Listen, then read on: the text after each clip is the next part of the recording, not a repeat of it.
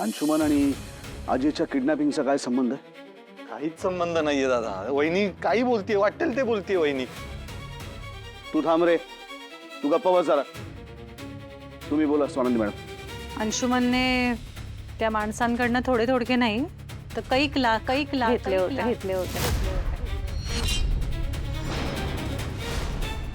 आणि ते पैसे वसूल करण्यासाठीच ही माणसं सुद्धा येऊन गेली होती आपल्याकडे. मी तुम्हाला मध्यंतरी म्हणालेही होते, अंशुमनचे मित्र नव्हते जिममध्ये वगैरे जाणारे, त्याला पैशासाठी धमकवणारे हे गुंडच होते.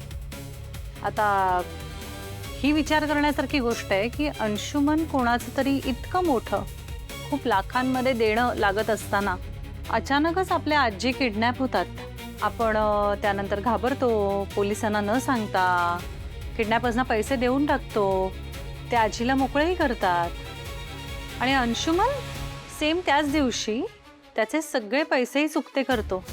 ही विचार करण्यासारखी गोष्ट आहे ना. काय म्हणायचंय तुला? मी किडनॅप केलं अजिला? हो हो हो.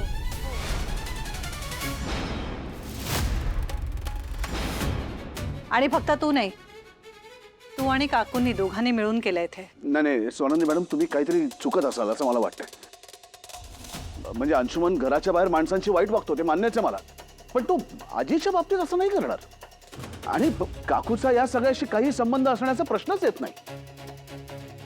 हो, पण मग राजवाडे तुम्ही एकदा विचार तर करा, अंशुमनने मुळात पैसे चुकते केलेच कसे त्याच पर्टिक्युलर दिवशी?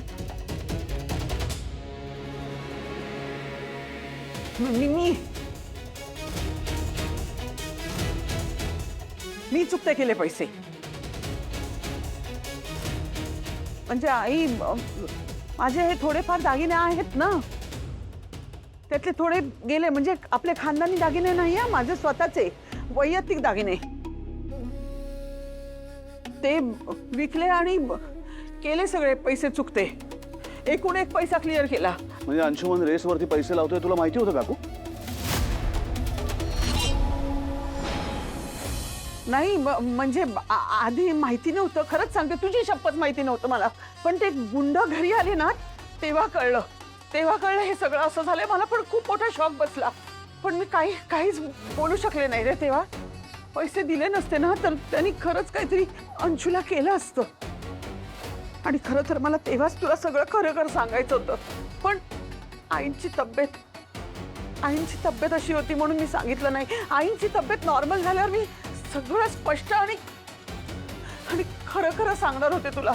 हेच तर म्हणते मी, काकू अंशुमनला वाचवण्यासाठी कुठल्याही थराला जाऊ शकतात. सनंदी प्लीज प्लीज, मी हात जोडते तुझ्या पुढे. इतके खालच्या दर्जाचे आणि घाणेरडे आरोप नको करूस माझ्यावर. मी आईंसाठी जीव देऊ शकते, पण स्वप्नात पण आईच्या जीवावर नाही उठू शकत मी. मी खरंच सांगते, आईंच्या किडनॅपिंगशी माझा काही एक संबंध नाहीये. मॉमींना प्लीज तुम्ही ना नका बॅक करू ताई समोर एवढं. ताई काय आहे यार हे? काय कोण समजते तू स्वतःला? आणि तुला माझ्या नवऱ्याशिवाय दुसरं कोणी टार्गेट मिळत नाही का ग? सतत आपलं त्यांना काही ना काही बोलतच असतेस. अगं तुझ्या डोळा देखत त्या गुंडांनी जे काही खरं आहे ते सांगितलं, मग निदान थोडंसं डोकं वापर.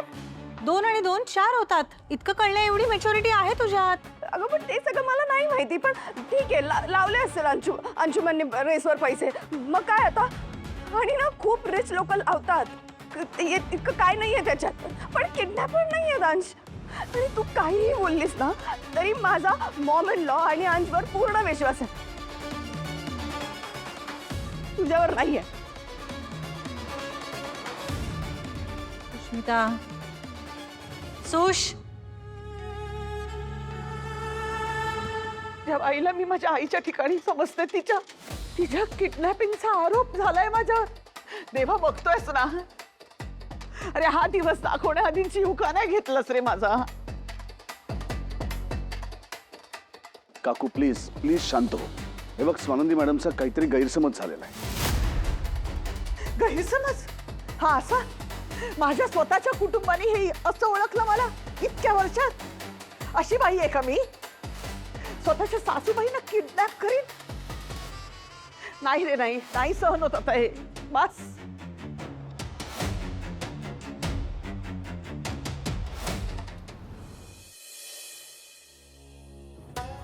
हो चहा देऊ का मग औषधं घ्यायला घेतली. सांगायचं तरी काढा देऊ बरं वाटेल कशाला. मला काही नको आहे आणि मला काही हवं असेल ना तर माझं मी ते घेईन. तू चिंता करायची काही गरज नाही. चिंता मी चिंता करायचं सोडलं ना तर मग बघा पस्तावाल या बोलण्यानं एकदा. काय पेपरामध्ये लिहिलंय का काढा कधी घ्यायचा, चहा कधी घ्यायचा, औषधं कधी घ्यायची, जेवायचं कधी? हं बायकोपेक्षा तुम्हाला पेपर जास्त जवळचा वाटायला लागलाय ना हल्ली. छान छान. या घराचं असंच आहे, किती करा राब राब राबा सगळ्यांसाठी, पण ना प्रत्येकाच्या मनामध्ये फक्त एकच प्रश्न असतो, या बाईची गरजच काय या घराला. मला तरी नाही. काहीच वाटत नाही ना असं बोलायला. किती वर्ष असंच वागत राहणार आहात माझ्या बरोबर, जरा एकदा सांगा तरी. असंच म्हणजे अंतर ठेवून म्हणत असशील ना तर हो, मी तुझ्यापासून आता कायमच अंतर ठेवून वागणार आहे. कारण तुला बोलण्यात, तुला समजावण्यात, तुला ताकीद देण्यामध्ये काहीही अर्थ नाही. आणि या जन्मात तरी तुझं वागणं सुधारेल ही शक्यताच नाही. त्यामुळे माझ्या तब्येतीचा विचार करून मी तुझ्यापासून अंतर ठेवूनच राहणार. पण हे सगळं कशासाठी? काय कारण काय याच्या मागे? मी माझ्या मुलीच्या भल्याचा विचार केला, तिचं लग्न एका छान श्रीमंत कुटुंबात करून दिलं म्हणून. नाही, तू तिला एका नालायक माणसाच्या तावडीत दिलंस ना म्हणून. काय किती अभद्र बोलताय अहो. जावयांबद्दल बोलणं पाप असतं. आणि तुम्हाला हजारदा सांगितलंय अंशुमन बदललेत, सुधारलेत. ते खूप प्रेम करतात हो आपल्या मुलीवर, खूप प्रेम करतात.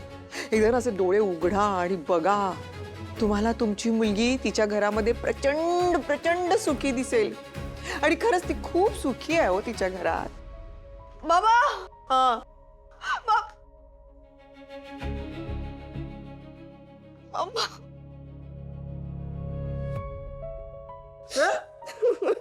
काय ग सुष्मिता? बघितलं, डोळे उघडे ठेवून बघितलं. मुलगी रडत रडत माहेरी निघून आली आहे म्हणजे किती सुखात आहे ते कळलं बरं का मला. जरा शांत व्हा, जरा शांत व्हा. ए सुष्मिता काय झालं बाळा? ग्रॅनिन लॉ किडनॅप झाल्या होत्या. आजी किडनॅप? अगं काय सांगतेस काय? कुठं आहेत त्या? कशा आहेत? त्या बऱ्यात, त्यांना आणलंय घरी. पैसे देऊन ना सोडून आणलं जिजूंनी.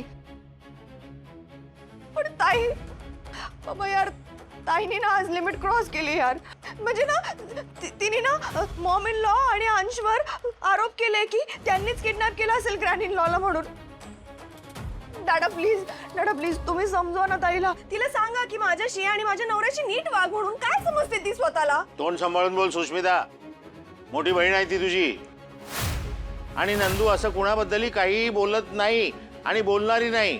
काहीतरी तथ्य असल्याशिवाय ती असं बोलणारच नाही.